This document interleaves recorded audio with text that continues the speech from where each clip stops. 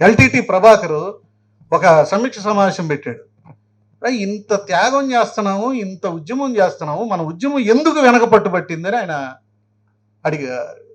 Review చేస్తున్నాడు. 2 రోజులు కూర్చున్నారు. 2వ రోజు రాత్రికి తెలిసింది ఒకటి కనిపెట్టారు వాళ్ళు, ఎందుకు వాళ్ళ ఎల్టీటీ ఉద్యమం వెనకపోతుందని.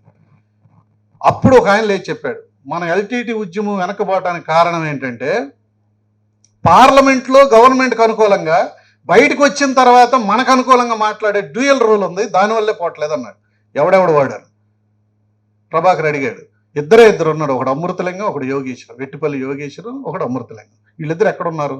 యోగేశ్వరం ఇక్కడే ఉన్నాడు, అమృతలింగం మాత్రం చెన్నైలో ఉన్నాడు. వాళ్ళిద్దరిని చంపి నాకు చెప్పండి అన్నాడు. వాళ్ళిద్దరిని 3 రోజుల్లో చంపేసిన తర్వాత ఎల్టీటీ ఏమెంతుకుందలే, అసలు వాళ్లే షిప్పులు తయారు చేశారు, కరెన్సీ చేశారు, గవర్నమెంటే స్థాపించారు. అట్లా మనలో అమృతలింగాలను మనం గుర్తుపట్టాలి, వాళ్ళని ఏరాలి. ఆ అమృతలింగాలతోనే మనకి ఇప్పుడు ఉన్నటువంటి ఇబ్బంది.